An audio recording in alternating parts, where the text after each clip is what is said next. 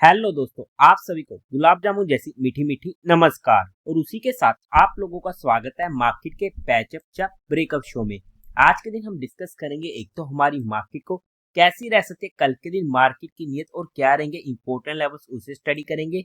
साथ ही साथ कल के दिन होने वाली एक एसएमई आईपीओ रिटैगियो इंडस्ट्रीज की क्लोजिंग, तो वहां पर क्या रहेगा मेरा पर्सनल डिसीजन, उसे स्टडी करेंगे।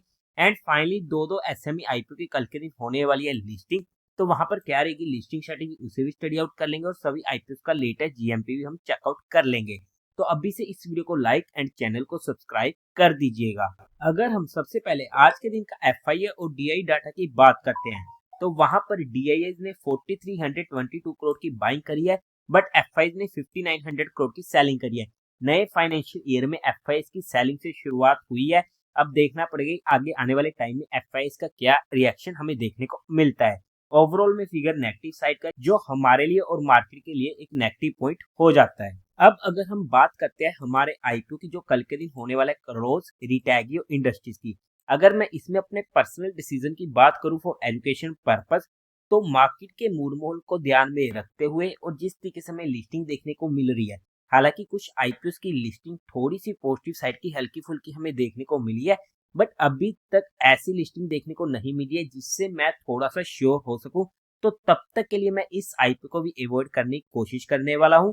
बट ये मेरा पर्सनल डिसीजन होने वाला है। आप लोग क्या करने वाले हो इस आईपीओ में कमेंट सेक्शन में बता दीजिएगा। अब अगर हम बात करते हैं दो आईपीओ की जिनकी कल के दिन होने वाली है लिस्टिंग, सीरी अहिंसा नेचुरल, एटीसी एनर्जीज। पर्सनली मैंने अहिंसा नेचुरल को अप्लाई किया था, बट वो आईपीओ मुझे अलॉट नहीं हुआ है और एटीसी एनर्जीज को मैंने अप्लाई नहीं किया था।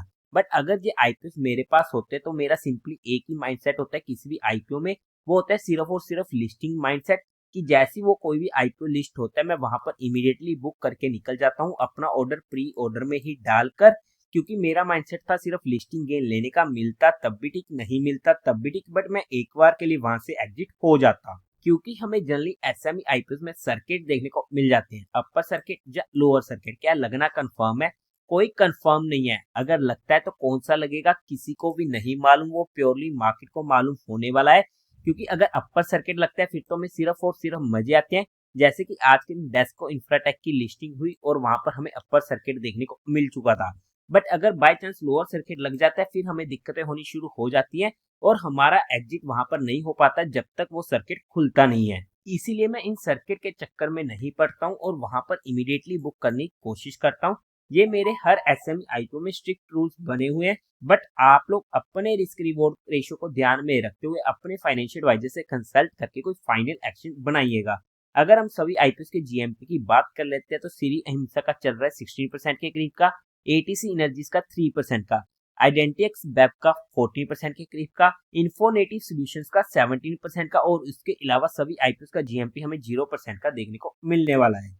अब अगर हम हमारी मार्केट की बात करते हैं, तो उससे पहले आप लोगों को म्यूचुअल फंड में या इंश्योरेंस सेगमेंट में किसी भी तरीके कोई भी हेल्पलाइन की जरूरत है, या आप लोग चाहते हैं कि being a mutual fund distributor हम आपका पैसा मैनेज करने में आपकी हेल्प करें, तो आपको डिस्क्रिप्शन में मेरा फोन नंबर मिल जाएगा, आप मुझसे कांटेक्ट कर सकते हैं, आपकी क्वारी को जल्दी से जल्दी सॉल्व कर दिया जाएगा। अब अगर हम हमारी मार्केट की बात करते हैं, तो हमारी सिंपली डिस्कशन हुई थी ये वाला लेवल हमारे लिए इमीडिएट सपोर्ट का काम करने वाला है। मार्केट खुलती है बट इमीडिएटली ऊपर आ चुकी थी, तो ये हमारे लिए अभी सपोर्ट ही था और वहां से हमें इमीडिएट एक अच्छी मूव मिल चुकी थी।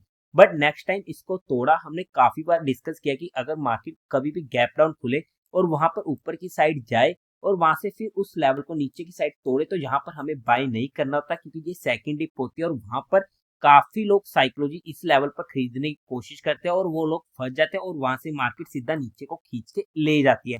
इसलिए हम कहते हैं कि second dip is always deeper, और वहां पर चाहे हमारे इस लेवल पर एंट्री हुई हो चाहे हमारे इस लेवल पर एंट्री हुई हो, हमें वहां से एक अच्छी मूव दोबारा से मिल चुकी थी। अब अगर हम आगे की बात करते हैं, तो हमारे लिए अब की बात जो लेवल होने वाला है वो होने वाला है 23,100 का लेवल। अब क्योंकि यहाँ पर हमें 50 की मूविंग एवरेज देखने को मिलने वाली है, इसलिए मैं इस लाइन को थोड़ा सा ऊपर कर देता हूँ, क्योंकि हमारे लिए यही इंपॉर्टेंट स्पोर्ट है और इसी स्पोर्ट की हमने कल भी डिस्कशन करी थी और बीच में हमने किसी भी स्पोर्ट की बात नहीं करी थी, क्योंकि हमारे पास 23,200 भी एक इम्पोर्टेंट स्पोर्ट था पहले का। बट टाइम के साथ साथ अगर लेवल चेंज होता है तो वहां पर हमें भी साइकोलॉजिकली उन लेवल्स को चेंज करना पड़ता है। तो वो लेवल 23,200 से अब हमारे पास हो चुका है 23,100 का लेवल। और अगर ये लेवल भी कटता है तो वहां पर नीचे की साइड सस्टेन होती है, तो हमारे पास नेक्स्ट लेवल आएगा 20,800 का। और वो क्यों आएगा उसे हम स्टडी करते हैं डेली चार्ट पर। तो यहाँ पर हमने इसको डेली कैंडल चार्ट पर ओपन कर लिया है। तो यहाँ पर आप देख सकते हो कि ये हमारे पास इंपॉर्टेंट 50 एंड 20 की मूविंग एवरेज होने वाली है। अगर ये लेवल भी कटता है तो हमें मार्केट में मेजर दिक्कतें देखने को मिलेंगी और वहां पर मिड कैप स्मॉल कैप में हमें ज्यादा पेन देखने को मिल सकता है। और उसी के साथ साथ ऊपर की साइड भी अगर हम बात कर लेते हैं, क्योंकि ऊपर के लेवल को हमने स्टडी नहीं किया है, तो 23,400 ही हमारे लिए इंपॉर्टेंट रेजिस्टेंस रहेगा। अगर मार्केट जब तक इसके ऊपर जाकर सस्टेन नहीं करता है दोबारा से, तब तक के लिए हमें मार्केट में नई मूव मिलनी थोड़ी सी डिफिकल्ट होने वाली है।